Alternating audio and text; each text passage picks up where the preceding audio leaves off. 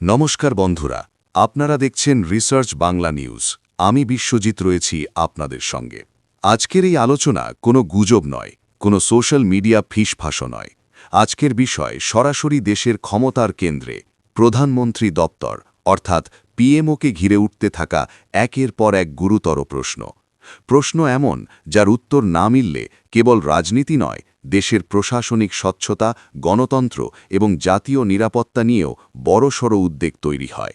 আজ কংগ্রেসের সাংবাদিক সম্মেলনে যিনি এই প্রশ্নগুলো প্রকাশ্যে এনেছেন, তিনি কোনো প্রান্তিক নেতা নন। তিনি কংগ্রেসের জাতীয় মুখপাত্র পবন খেড়া। তার বক্তব্যের মূল সুর একটাই, দেশের সবচেয়ে সংবেদনশীল দপ্তর পিএমওতে ঠিক কী ধরনের মানুষদের প্রবেশাধিকার দেওয়া হচ্ছে, কারা নেপথ্যে রিমোট কন্ট্রোল চালাচ্ছে, আর কেন একের পর এক গুরুতর অভিযোগ থাকা সত্ত্বেও কিছু নির্দিষ্ট নাম বারবার ক্ষমতার আশপাশেই ঘুরে ফিরে আসে। পবন খেড়ার বক্তব্যের কেন্দ্রে প্রথম যে নামটি উঠে আসে সেটি হল হীরেন যোশী, যাকে বহুদিন ধরেই দিল্লির রাজনৈতিক ও মিডিয়া করিডরে সুপার এডিটর বলে ডাকা হয়। অভিযোগ, প্রতিদিন সকালে নাকি একাধিক নিউজ অ্যাঙ্কার ও সম্পাদকদের সঙ্গে কনফারেন্স কলে ঠিক করে দেওয়া হতো আজ কাকে আক্রমণ করতে হবে, কাকে বাঁচাতে হবে, রাহুল গান্ধীকে নিয়ে কোন ভাষা ব্যবহার হবে, আর প্রধানমন্ত্রী নরেন্দ্র মোদী সম্পর্কে কোন লাইন চলবে। প্রশ্ন হল, একটি গণতান্ত্রিক দেশে সংবাদ মাধ্যম কি সত্যি এতটা নিয়ন্ত্রিত হতে পারে? আর যদি পারে, তাহলে সেই নিয়ন্ত্রণের উৎস কোথায়?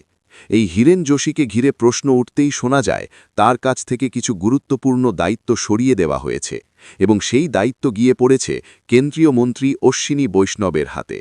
কিন্তু এখানেই গল্প শেষ নয়, কারণ হীরেন যোশীর প্রসঙ্গ উঠতেই আরও একটি নাম সামনে আসে, নবনীত সেহগল।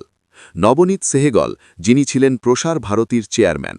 হীরেন যোশীকে ঘিরে বিতর্ক তুঙ্গে ওঠার মাত্র ২৪ ঘণ্টার মধ্যে তার ইস্তফা এই ঘটনাই প্রথম সন্দেহের জন্ম দেয়। এত গুরুত্বপূর্ণ পদে বসা, সরকারের প্রতি চূড়ান্ত বিশ্বস্ত বলে পরিচিত একজন ব্যক্তি হঠাৎ করে সরে গেলেন কেন? সরকার কোনো ব্যাখ্যা দিল না। আর ঠিক সেই নীরবতার মধ্যেই পবন খেড়া আজ বলছেন, এই ইস্তফা আদৌ কোনো অবনমন নয়, বরং একটি সম্ভাব্য প্রমোশন। অভিযোগ, নবনীত সেহগল নাকি এবার সরাসরি পিএমওর দিকে এগোচ্ছেন এবং তার হাতে যেতে পারে সেই একই ক্ষমতা যে ক্ষমতা আগে হীরেন যোশীর হাতে ছিল। এখানেই প্রশ্নটা আরও ভয়ঙ্কর হয়ে ওঠে, কারণ পবন খেড়া যেসব তথ্য সামনে এনেছেন সেগুলো কোনো রাজনৈতিক স্লোগান নয়, বরং তদন্ত রিপোর্ট, আয়কর দপ্তরের নথি এবং আর্থিক লেনদেনের অভিযোগে ভরা। তার দাবি অনুযায়ী উত্তরপ্রদেশের বহুচর্চিত ইউপি ১১২ ইমার্জেন্সি সার্ভিস প্রকল্পে প্রায় ১১২ কোটি টাকার দুর্নীতি হয়েছে। এই দুর্নীতির কেন্দ্রে ছিলেন সেই নবনীত সেহগল, যিনি একসময় উত্তরপ্রদেশ সরকারের অত্যন্ত প্রভাবশালী আমলা ছিলেন এবং মুখ্যমন্ত্রী ও প্রধানমন্ত্রীর ঘনিষ্ঠ বলেই পরিচিত।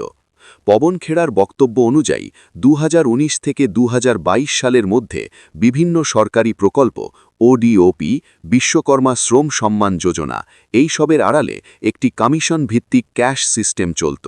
সরকারি অর্থের প্রায় ৩০% নগদে ফেরত যেত কিছু নির্দিষ্ট প্রভাবশালী মহলের কাছে।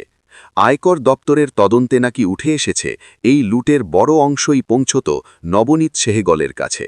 লখনৌ, কানপুর, নয়ডা, গ্রেটার নয়ডা, দিল্লি, এই সব জায়গায় এজেন্টদের মাধ্যমে নগদ লেনদেন হতো বলে অভিযোগ। এখানেই থেমে নেই প্রশ্ন, নবনীত সেহগলের পরিবারের দিকেও অভিযোগের আঙুল উঠেছে। তার ছেলের ডিরেক্টরশিপ থাকা একটি সংস্থায় ২১ কোটি টাকার সন্দেহজনক বিনিয়োগের কথাও উঠে এসেছে। শেল কোম্পানি, ভুয়ো ইনভয়েস, ইনফ্লেটেড বিলিং, দুর্নীতির চেনা ছকই বারবার সামনে আসছে। সবচেয়ে বিস্ময়কর বিষয় হল, আয়কর দপ্তর নাকি ২০২২ সালের ডিসেম্বরে এই সংক্রান্ত একটি বিশাল তদন্ত রিপোর্ট উত্তরপ্রদেশ সরকার ও লোকায়ুক্তকে পাঠিয়েছিল। রিপোর্টের পাতা সংখ্যা ২৫৪। অথচ লোকায়ুক্তের দাবি তারা এই রিপোর্ট কখনো পায়নি। প্রশ্ন উঠছে, যদি এই রিপোর্ট এতটাই গুরুত্বহীন হয়, তাহলে অন্য ক্ষেত্রে তদন্ত রিপোর্ট এত দ্রুত সরকারের টেবিলে পৌঁছে যায় কিভাবে? আর যদি গুরুত্ব ছিল, তাহলে এত বড় অভিযোগ থাকা সত্ত্বেও একজন ব্যক্তিকে প্রসার ভারতীর চেয়ারম্যান করা হলো কেন? এই সমস্ত প্রশ্নের কেন্দ্রে ঘুরে ফিরে আসছে পিএমও। পবন খেড়ার ভাষায়, প্রধানমন্ত্রী দপ্তর হওয়া উচিত দেশের সবচেয়ে সুরক্ষিত ও স্বচ্ছ জায়গা। সেখানে সন্দেহভাজন, বিতর্কিত বা গুরুতর অভিযোগে অভিযুক্ত ব্যক্তিদের কোনো জায়গা থাকার কথা নয়। অথচ আজ অভিযোগ উঠছে সেই অফিসই নাকি বিভিন্ন স্বার্থগোষ্ঠীর দখলে চলে যাচ্ছে। বলিউড, বড় শিল্পপতি, বিদেশি নেটওয়ার্ক সব মিলিয়ে এক জটিল ক্ষমতার জাল তৈরি হচ্ছে, যার কেন্দ্রে কয়েকটি নির্দিষ্ট নাম বারবার উঠে আসছে।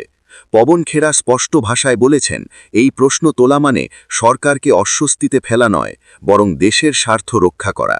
কারণ পিএমও শুধু একটি প্রশাসনিক অফিস নয়, এটি জাতীয় নিরাপত্তারও কেন্দ্র। সেখানে যদি এমন মানুষদের প্রবেশাধিকার থাকে যাদের বিরুদ্ধে হাওলা লেনদেন, আর্থিক দুর্নীতি বা অস্বচ্ছ নেটওয়ার্কের অভিযোগ রয়েছে, তাহলে সেই ঝুঁকি গোটা দেশের জন্য।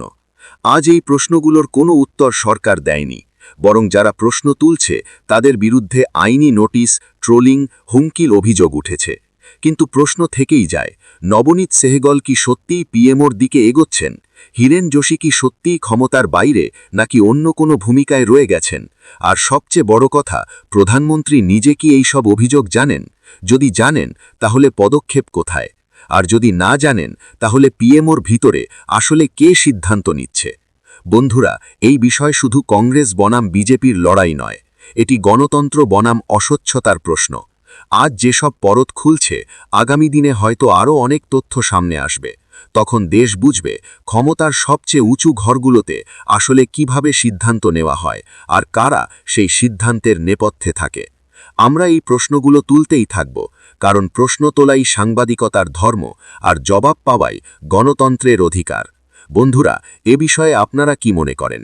কমেন্টে অবশ্যই জানাবেন, এবং আমাদের বিশ্লেষণ ভালো লাগলে রিসার্চ বাংলা নিউজ ইউটিউব চ্যানেলটিকে সাবস্ক্রাইব করে আমাদের পাশে থাকুন। ধন্যবাদ।